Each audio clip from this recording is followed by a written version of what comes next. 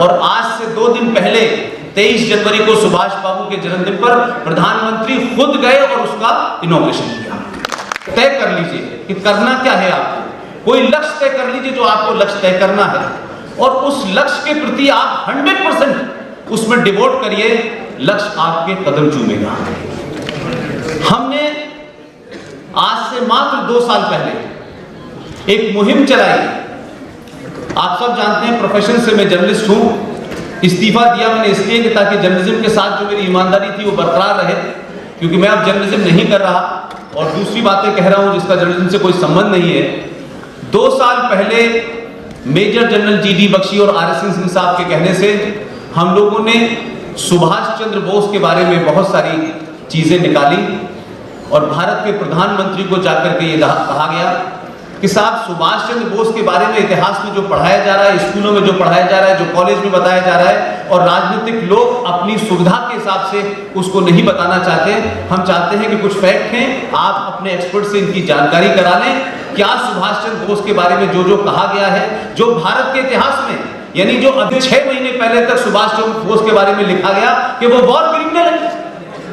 अब एक तरफ हम सुभाष बाबू के बारे में बताते हैं तो एक महान योद्धा बताते हैं, लेकिन हमारे सरकार के रिकॉर्ड कहते हैं कि वो तो वॉर क्रिमिनल है और आपने जो समझौता उनके लिए कर रखा था उस समझौते की कॉपी नहीं बताते कि सुभाष चंद्र बोस आजाद भारत में भी अगर कहीं मिल जाएंगे तो उस वक्त की भारत सरकार उनको बंदी बनाएगी। यह समझौता आपने अंग्रेजों से किया और उस समझौता करने वाले कौन लोग थे इस इतिहास में मैं नहीं जा रहा, लेकिन 1943 में भारत की आजादी के ऑलमोस्ट रास्ते साफ होते जा रहे थे तो उस वक्त के जो भी सियासी लीडरान थे, सब जानते हैं कि उस वक्त एक ही पार्टी थी, वो आज वाली कांग्रेस पार्टी नहीं थी, वो बहुत एक मूवमेंट वाली कांग्रेस पार्टी थी। शौकत मलिक को मोयान से आगे नहीं बढ़ने दिया और उसके बाद वो पूरा खेल शुरू हुआ जिसका नतीजा यह है कि हमको 1947 यानी 15 अगस्त 1947 में यह बताया जाता है कि भारत आजाद हुआ था। आप तमाम युवा साथी हैं, आप लोगों के हाथ में वो हथियार है जिसमें दुनिया की हर इंफॉर्मेशन है। हम लोगों के दौर में ये नहीं था, बड़ों ने बताया नहीं, जिन्होंने बताया कुछ बताया, कुछ नहीं बताया। आप सब लोग जाएं गूगल पे सर्च करें और पता करें कि जो भारत की आजादी का डॉक्यूमेंट है वो 1935 में जो 1935 के अंदर जो इंडिया एक्ट था उसकी हमने कार्बन कॉपी बनाकर भारत का संविधान बना। तो अगर आप तय कर लेंगे तो बड़ा काम हो सकता है। प्रधानमंत्री से हमने कहा कि आप किसी भी तरीके से जब मुतमईन संतुष्ट हो जाएं कि जो बात हम लोग कह रहे हैं, जो पब्लिक डोमेन में है, जो सारे कागजात में है, जो फाइलों में है, तो आप सिर्फ एक ही काम कर दिए भारत के प्रधानमंत्री के नाते कि आप 15 अगस्त 1947 से लेकर के लाल किले पे झंडा फहराया जा रहा है, आप 21 अक्टूबर को भी लाल किले से झंडा फहरा दें और ये मैसेज दे दें देश को कि सुभाष बाबू इस देश के युवाओं की धड़कन थे।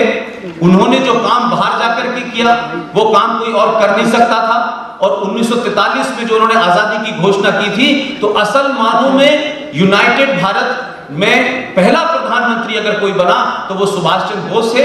उनकी ख्वाहिश थी, इसीलिए उन्होंने अपने कमांडेंट शौकत मलिक को भेजा कि लाल किले पे झंडा फहराया जाए। मैं इस मंच से और भी जगह कहता रहा हूं और फिर ये कह रहा हूं कि मेरी कोई राजनीतिक प्रतिबद्धता किसी के साथ नहीं है, मैं किसी ग्रुप के साथ अलाइन नहीं हूं, लेकिन हां मैं एक बात पूरे दावे से और ताकत के साथ कहता हूं, मेरी प्रतिबद्धता इस राष्ट्र के साथ है और जो इस राष्ट्र के साथ खड़ा है उसके साथ मैं खड़ा हूं। ये विषय नहीं है मेरे लिए। भारत के प्रधानमंत्री ने 21 अक्टूबर को लाल किले से झंडा फहराया और जो दूसरा बड़ा काम उन्होंने किया कि लाल किले के अंदर सुभाष बाबू का पूरा एक म्यूजियम बनाने का जिम्मेदारी दी। प्रोफेसर कपिल कुमार इग्नो के डायरेक्टर हैं, जबरदस्त राष्ट्रवादी हैं, उनके अंडर में वो बना और आज से 2 दिन पहले 23 जनवरी को सुभाष बाबू के जन्मदिन पर प्रधानमंत्री खुद गए और उसका इनॉग्रेशन किया। अभी हमने कुछ दिन पहले ही रिक्वेस्ट की है कि ये 2 बड़े काम हो गए, मैसेज चला गया पूरी दुनिया को लेकिन जो रिकॉर्ड्स में भारत के जो डॉक्यूमेंटेशन में लिखा हुआ है कि सुभाष बाबू जो है वो वॉर क्रिमिनल है, उसको और हटवा दें। जब वो हट जाएगा तो हम ये मानेंगे कि आने वाली जब नस्लें होंगी तो उनको सच बात पता चलेगी। इसी तरीके से अभी भगत सिंह का जिक्र हुआ। भगत सिंह के बारे में तमाम सारे लोग जानते हैं। भगत सिंह इस युवाओं की धड़कन है, लेकिन भगत सिंह को भी भारत के इतिहास में और भारत के डॉक्यूमेंट के अंदर टेररिस्ट लिखा हुआ है। ये वो सच्चाई है जो आज के युवा को बताई नहीं गई। इसलिए मेरा मानना है कि युवाओं को सच्चाई बताएं, इतिहास की बताएं, इस देश की बताएं, 700 साल पहले क्या हुआ, 70 साल पहले क्या हुआ और आज क्या हो रहा है। तो मैं समझता हूं कि युवाओं के लिए बड़ी सेवा होगी। और जिस युवा को भी समझते हैं कि सिर्फ वो गाने बजाने में व्यस्त रहता है, मेरा अपना मानना है कि आज जितना युवा जागरूक है, जितना युवा नेशनलिस्ट है, उतने पुराने लोग नहीं हैं। पुराने लोग बड़े अगर मगर में उलझे हुए हैं, इसमें होगा, उसमें होगा, इसमें नफा है, इसमें नुकसान है, यहाँ से टिकट मिलेगा, वहां से टिकट मिलेगा। इस युवा को कोई टिकट नहीं चाहिए। इस युवा को सच्चाई पता देनी चाहिए, जिससे कि ये अपना लक्ष्य अपने आप कर लेगा।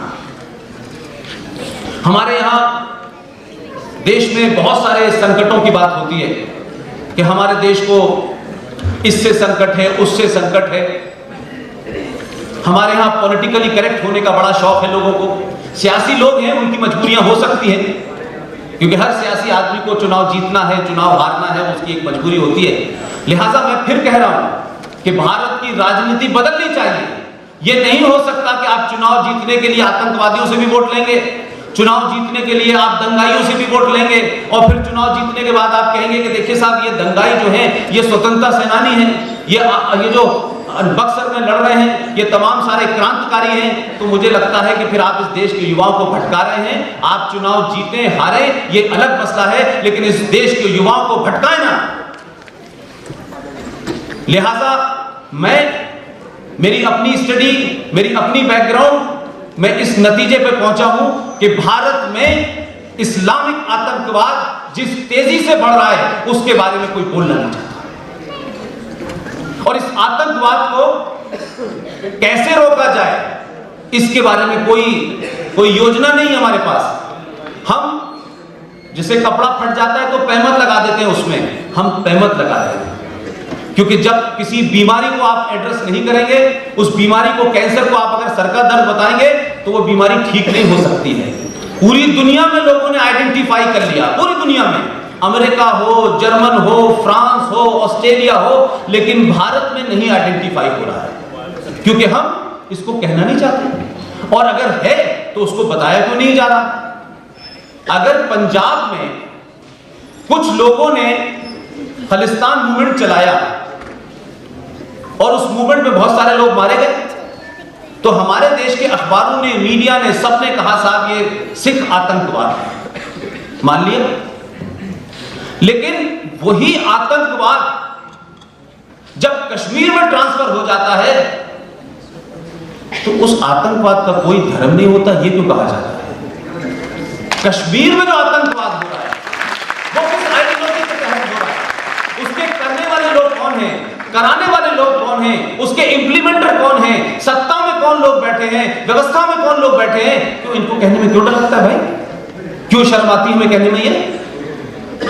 ये सच्चाई क्यों इस देश से छुपाई गई कि भारत जो एक सेकुलर स्टेट है, जितने भी हमारे राज्य हैं, चाहे आप उनको कुछ भी कह लें, लेकिन सब सेकुलर स्टेट हैं, लेकिन इसी सेकुलर स्टेट के अंदर एक इस्लामिक स्टेट बन चुकी है।